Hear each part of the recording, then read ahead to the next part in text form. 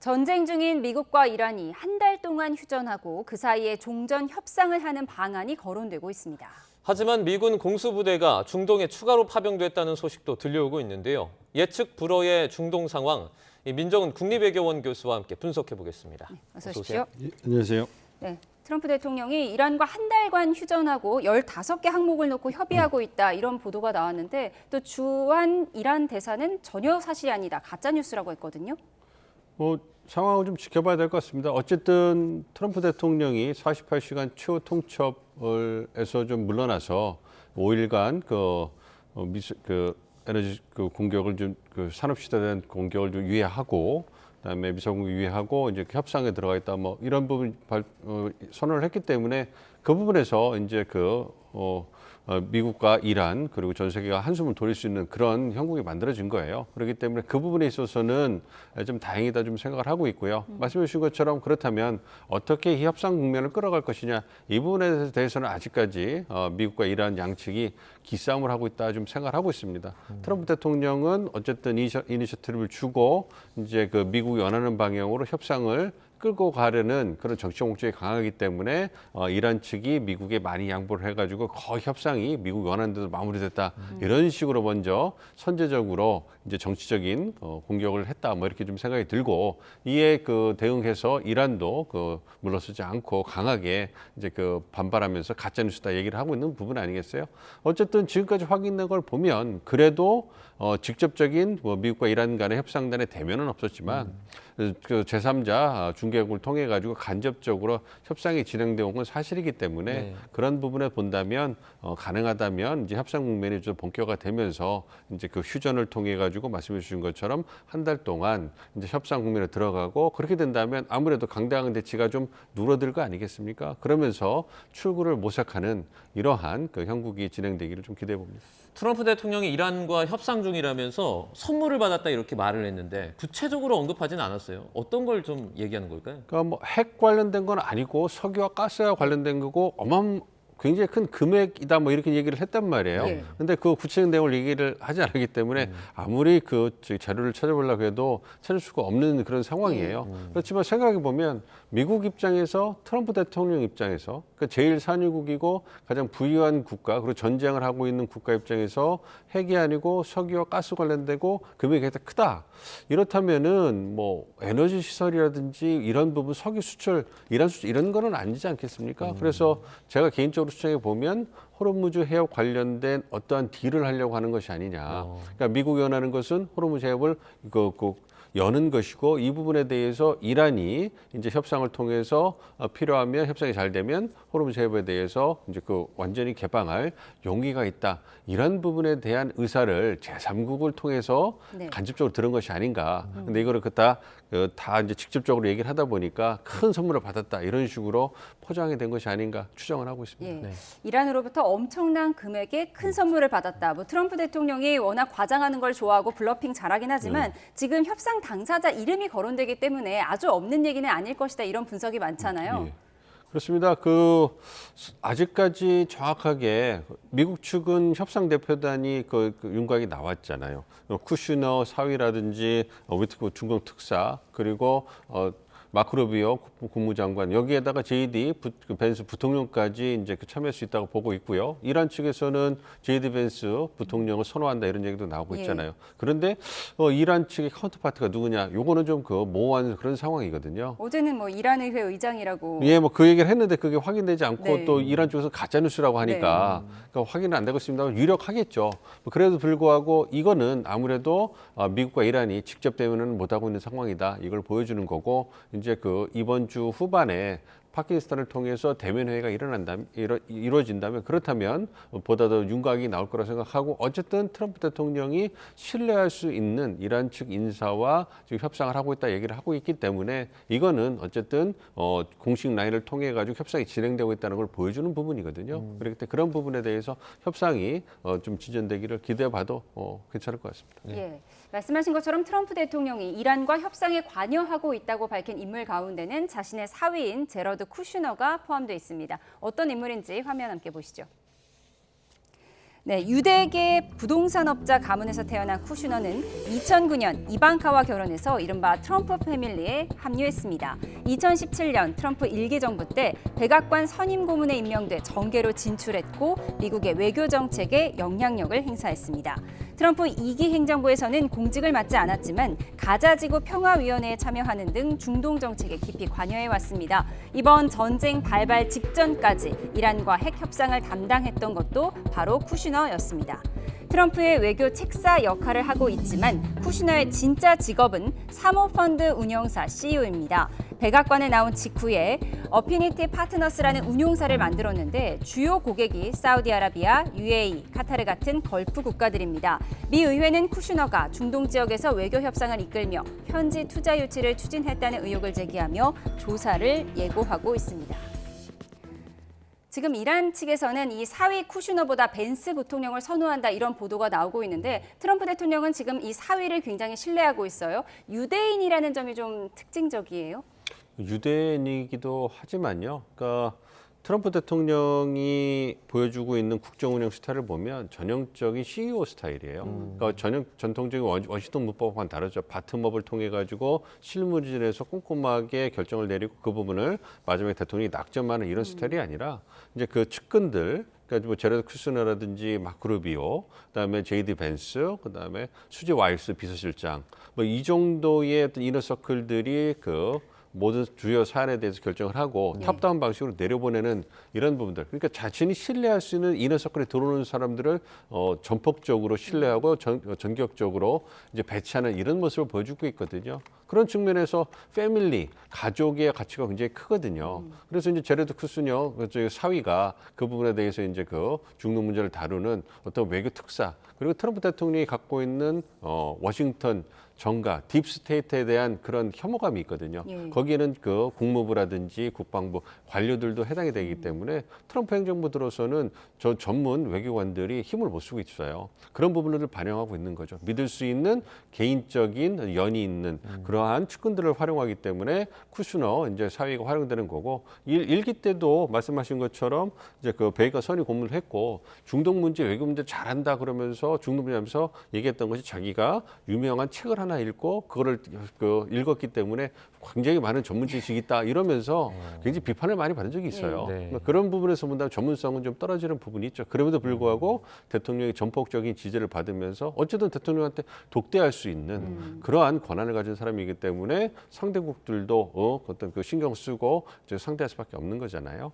그런 부분에서 하고 있는데 어쨌든 이란 입장에서는 지금까지 작년 그 12일 전쟁이라든지 올해 결렬된 핵협상이라든지 이 부분에 다 이제 쿠슈너가 관여를 했는데 다 결렬된 거 아니겠습니까? 그 신뢰가 깨졌잖아요. 네. 그러니까 제이디 벤스 부통령, 마가 세력, 그러니까 고립주의를 그 선호하는 제이디 벤스 부통령을 좀 선호한 거죠. 왜냐하면 전쟁을 빨리 끝내고 싶어하니까. 제이디 벤스 같은 경우에는 초반에 전쟁이 진행될 때 아무런 입장 표명을 하지 않았어요. 신중하게 지켜보면서 자기 진영의 어떤 목소리를 대변하다가 전쟁이 그 본격화되고 이제는 더 이상 미룰 수 없으니까 트럼프 대통령의 결정을 지지하면서 이제 전면에 나서고 있는 거거든요. 그러니까 누구보다도 마가 진영의 지지를 고려해서 전쟁을 빨리 끝내고 싶어 할 거예요. 이란 측도 그런 부분을 알겠죠. 그렇기 때문에 이제 그 계속 협상을 결렬시켰던 쿠슈너라든지 위트코프 중동 특사보다는 새로운 인물인 제이디 벤스를 선호한 것이 아닌가 생각을 하고 있습니다. 네. 어쨌든 원활한 협상이 좀 진행이 돼야 될 텐데 이란이랑 국경을 맞닿고 있는 파키스탄이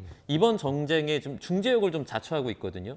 뭐 나중에 있을 협상 장소로 그 이슬람아바드도 파키스탄 수도지 않습니까? 이렇게 하는 이유가 좀 어디 있습니까? 일단 협상의 중재 역할을 하려면 그 교전국들과 관계가 좀 원만해야 될 거고요. 그다음에 교전국들이 내세우는 조건에 충족하는 그러한 국가여야 되지 않겠습니까? 그러니까 그 보도해 주신 것처럼 이 그 파키스탄의 육군 참모총장이 트럼프 대통령과 친분도 있고 그리고 그 이란과 그 파키스탄은 같은 이슬람 국가라서 굉장히 친분이 돈독해요. 그리고 이스라엘 그 파키스탄 같은 경우도 어쨌든 뭐 그 중재국으로서 위상을 좀 떨쳐가지고 뭔가 그 영내에서의 어떤 영향력을 확대하고 싶은 그러한 의도도 있는 거고요. 네. 그리고 이란 측이 내세우는 어떤 그 중재국 조건 중에 하나가 미군 기지가 없어야 되는 그런 것도 있거든요. 예. 그러면 파키스탄에는 미군 기지가 없어요. 뭐 그런 부분에서 이제 그 양국과 관계도 좋고 그런 조건들이 맞으니까 이제 그 파키스탄이 부각된 것 같은데요. 파키스탄과 더불어서 뭐 그 이집트라든지 투르키예라든지 네. 이런 국가들도 지속적으로 카타르든지 중재 역할을 하고 있거든요. 그 중에서 이번에 파키스탄이 낙점이 된 거기 때문에 그런 부분에서 좀 기대를 하고 있습니다. 네. 근데 미국과 이란, 남의 나라 전쟁의 중재국으로 자처한 파키스탄. 근데 파키스탄도 지금 전쟁 중이잖아요. 지금 아프간에 공습을 재개했다고 하더라고요. 그 부분에 있어서는 큰 부분은 아니고요. 네. 이제 그 지역 분쟁, 오래된 분쟁이기 때문에 이 부분에 있어서는 계속 이제 그 파키스탄 정부가 알아서 관리를 하는 부분이 있는 거고요. 영내에 워낙 큰 전쟁이 터졌고 그 부분에 대해서 미국과 이란이 어떤 도움을 요청하고 있기 때문에 자신의 문제는 좀 뒤로 하고 이제 큰 문제에 이제 그 가담을 해가지고 그걸 통해서 잘 해결이 된다면 얼마나 많은 또 혜택을 얻을 수가 있겠습니까? 그렇기 때문에 그런 부분을 고려해서 적극적으로 나서고 있다 생각을 하고 있고요. 그러한 지역적 문제는 잘 관리가 되지 않을까 예상을 하고 있습니다. 트럼프 대통령이 물론 이게 하루가 다르게 말이 좀 바뀌긴 하지만 이게 대화로 좀 방향을 튼 것 같은 그런 모습을 보였거든요. 그런데 이 상황에서 또 그 중동으로 파견되는 미군 수가 늘고 있어요. 어떤 속내입니까 대체? 그러니까 협상 국면으로 들어가는 것은 플랜 A. 이제 그 미군 그 공수부대나 해병대가 지역에 와서 한 수천 명이 이제 그 어떤 그 하르그 섬이라든지 그 전략 요충지를 점령해서 뭔가 협상의 교두를 만드는 건 플랜 B 이렇게 생각을 하고 있습니다. 그래서 이제 그 플랜 A에 중점을 두면서 협상이 결렬됐을 경우에 플랜 B로 넘어가기 위한 그런 포석이 아닌가 생각하고요. 플랜 A를 보다 더 성공적으로 만들기 위해서 플랜 B를 통해 가지고 압박하는 효과도 있거든요. 예. 그러니까 어떤 수천 명의 미국의 지상군, 그 특수부대가 어떤 그 영내에 들어간다는 것은 이란에게도 이란이 아무리 육군이 강하다고 하더라도 지상전에 대한 어떤 압박이 있을 수밖에 없거든요. 예. 그렇다면 그 부분에서 압박하는 효과가 있을 것이고 말씀드린 것처럼 5일 유의한 기간이 이러한 특수 병력들이 영내에 결집하는 그 시간과 거의 맞아떨어진다는 거잖아요. 그러면 이란 측으로 하여금 5일 내내 어떠한 결정이라도 해내야 된다. 협상 진전을 위한 모멘텀을 만들어야 된다라는 압박을 줄 수가 있기 때문에 일석이조 효과가 있는 것이 아닌가 생각을 하고 있습니다. 그러니까 협상이라는 플랜 A 그리고 공수부대 승인이라는 플랜 B 투트랙으로 갈 수 있다라고 말씀해 주셨는데 이런 국면에서 이란이 협상에 과연 나설 수가 있겠느냐. 대면 협상장 나왔다가 지도부 암살에 노출되는 거 아니냐 이런 우려도 나온다고 하더라고요. 그렇죠. 그런 우려가 있긴 합니다만 그렇다면 그런 우려를 고려해서 협상에 나오지 않았을 때 그러면 대안이 있느냐를 생각해 보시면 대안이 없거든요. 이란 같은 경우도 이란도 선전을 하고 이제 그 생각보다 저항을 잘한다고 평가를 받고 있지만 그럼에도 불구하고 이란 국민들과 이런 영토가 완전히 초토화되고 있는 거예요. 그러니까 수천 명이나 수만 명에 이르는 이란 국민들이 희생되고 있고 그다음에 이란의 어떤 그 군사 시설이든 거점 시설이 다 파괴되고 있는 상황을 고려 보면 이번 전쟁으로 이란이 끝나는 거 아니잖아요. 네. 그 이후에 어떤 생존도 도모해야 되기 때문에 이란 입장에서는 굉장히 불편하고 화가 날지라도 그 이유를 도모해야 되기 때문에 협상장에 나올 수밖에 없는 것이고 대신 협상에 나올 때 이러한 위험들이 있는 것을 널리 알려가지고 미국이 이러한 우려를 실행하지 못하도록 견제하는 효과는 있는 것이 아닌가. 그리고 이란의 처한 상황이 얼마나 불공평한가를 어떤 국제사회에 알리는 그러한 또 다른 효과도 있는 건 아닌가 생각하고 있습니다. 지금 말씀하신 걸 좀 들어볼수록 이게 뭐 압박을 통한 어떤 협상인지 아니면 협박에 가까운지 이건 저희가 잘 모르겠지만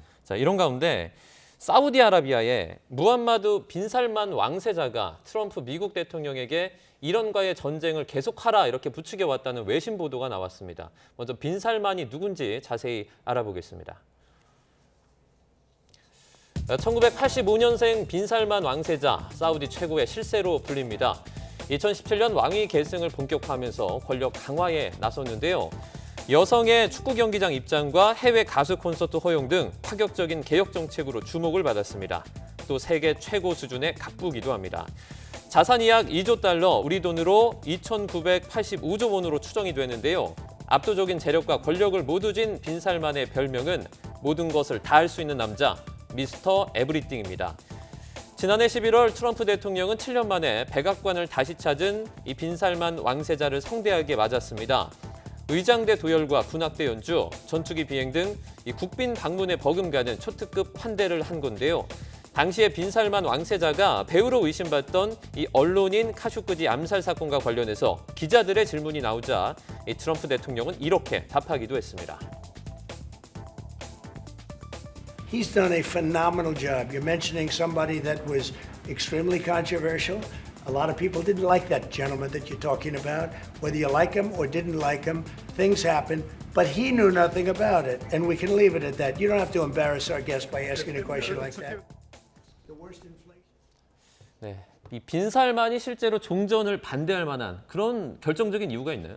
뭐 진위는 확인을 해봐야 되겠습니다. 왜냐하면 사우디 정부가 이 부분에서 이제 함구하고 있기 때문에 이 부분은 좀 언론의 주장이기 때문에 좀 시정할 부분이 있습니다만 사우디 입장에서도 이란의 영향력이 영내에서 무력화되는 것은 반대할 이유가 없죠. 그러니까 이 중동의 그 세력적인 역학을 보면 이스라엘, 그다음에 사우디, 그다음에 이란 해가지고 세 개의 주요 축이 있습니다. 물론 튀르키예라는 다른 국가들이 있긴 합니다만 이스라엘과 사우디, 그다음에 이란으로 해가지고 이스라엘 그리고 수니파 시아파의 맹주인 사우디와 이란이 있는데요. 그러니까 사우디 입장에서 본다면 그 국가의 덩치라든지 역량을 이런 거 봤을 때 이란은 상존하는 오래된 안보적 위협이에요. 그러니까 종교적인 어떤 그러한 갈등도 있음에도 불구하고 있겠지만요. 그래도 이란이 갖고 있는 역량 자체가 인구당 1억에 가깝고 사람 역량이라든지 인재들의 역량이라든지 역사적인 전통을 보면 상당히 위협적인 위협이기 때문에 항상 사우디가 이란의 안보 위협에 노출돼 있고 그것을 갖다가 상쇄하기 위해서 미국과의 동맹을 통해 가지고 안보적인 위안을 받고 어떤 어슈어런스 보장을 받으려고 많은 노력을 했고 미국에 그렇기 때문에 미국산 무기를 사고 미국에 많은 투자를 한 이런 부분이 있거든요. 그래서 이번에 어떤 전쟁을 통해서 이란의 영향력이 무력화돼서 사우디가 어느 정도 이란의 안보 위협에서 벗어날 수 있는 물론 그게 어느 정도까지 지속되고 어느 정도까지 이란이 무력화될지는 지켜봐야 되겠습니다만 미국의 힘을 빌어서 이스라엘이 일으킨 전쟁에서 이란이 완전히 무력화된다면 그럼 사우디 입장에서도 반대할 이유는 없습니다. 물론 이제 이란이 무너졌을 때 그 힘의 공백을 누가 차지하느냐 이 부분은 차후의 문제고 거기에 사우디가 영향력을 넓혀갈 수 있는 가능성도 있는 거거든요. 그러니까 도전 요인도 있지만 기회 요인도 충분히 있고 무엇보다도 상존하는 안보 위협인 이란이 무력화된다는 것은 사우디로서도 상당히 긍정적으로 볼 수 있는 그러한 혜택이라고 볼 수 있거든요. 그러니까 트럼프 대통령을 계속 하면서 이란을 이번에 완전히 무력화시키는 게 필요하다라고 부추기는 것도 그 가능성이 있는 그런 주장이라고 생각합니다. 네, 사실 이 빈살만 왕세자는 트럼프 대통령과 브로맨스를 자랑한다 이런 분석들이 있었는데 이번에 종전은 실수다, 전쟁 계속해라 이렇게 부추기고 있는 상황에서 좀 트럼프 대통령의 대답은 어떤 거죠? 트럼프 대통령은 뭐 묵묵부답을 좀 하겠죠. 왜냐하면 이스라엘이 계속 전쟁을 하자는 것도 얼마나 부담스럽겠습니까? 처음에 전쟁을 하는 것도 지도부를 폭살시킬 수 있고 전쟁이 빨리 끝날 수 있다. 베네수엘라처럼 갈 수 있다라는 네타냐후의 브리핑을 듣고서 전격적으로 결정을 했는데 전쟁이 예상과는 다르게 오래 지속되고 어떤 유가에 영향을 미치면서 에너지 안보가 휘청이면서 미국이 굉장히 어려운 상황에 처했잖아요. 그리고 자신이 정치적으로 사면초가에 몰려있기 때문에 상당히 불편할 겁니다. 이런 상황에서 어떤 사우디까지 전쟁을 계속해서 이란을 완전히 무력화시킨다 이런 주장을 계속했다면 불편하겠죠. 뭐 그럼에도 불구하고 미국 입장에서는 주요 산유국인 사우디의 관계 그리고 빈살만 왕세자와의 관계를 관리해야 되기 때문에 그냥 관리하고 있는 측면이 있고요. 어쨌든 트럼프 대통령 입장에서는 전쟁을 빨리 끝나는 것에 대해서 상당한 유인이 있기 때문에 아까 말씀드린 것처럼 협상 국면을 잘 끌고 가서 휴전을 오래 좀 지속하면서 이제 전쟁의 또 수위를 좀 낮추고 자연스럽게 협상 국면을 끌고 가 싶은 그러한 의도가 크다 이렇게 보고 있습니다. 만약에 이렇게 중동 전쟁 계속 확산하면 사우디가 직접 참전할 가능성도 있습니까? 그렇습니다. 사우디라든지 주변에 카타르든지 여타 주요국들이 좀 굉장히 불편함을 느끼고 있어요. 그러니까 미국이 제지를 하고 있고 그리고 그 국가들 같은 경우도 특히 사우디 같은 국가도 지역 강국이 참전하게 되면 이게 얼마나 전쟁이 확전이 되겠어요. 그로 인해 가지고 어떤 올 피해를 고려했을 때 아직까지는 혜택보다는 피해가 큰 거 아니냐 이 부분을 고려하면서 참전 여부를 고심하고 있고 미국이 만류하고 있기 때문에 들어가고 있지는 않지만 지속적으로 이란의 미사일 공격이나 드론 공격으로 사우디라든지 주요국들의 어떤 그 에너지 시설, 근간 시설, 그다음 민간 시설까지 계속 피해를 본다면 그럼 더 이상 좌지할 수는 없는 부분이거든요. 그렇다면 전쟁이 뛰어들 수 있는 것이고 아마 그러한 시점은 미국이 이 협상에서 결렬돼서 지상전으로 들어가는 그런 최악수를 들 때 함께 결합돼서 이루어질 가능성이 있고 그렇다면 중동 정세는 정말로 걷잡을 수 없는 혼란의 그런 그 국면으로 들어갈 거다 생각을 하고 있습니다. 예, 이란으로부터 큰 선물을 받았다는 트럼프 대통령 과연 휴전으로 갈지 확전으로 갈지 지금까지 민정은 국립외교원 교수와 중동 정세 짚어봤습니다. 고맙습니다. 고맙습니다.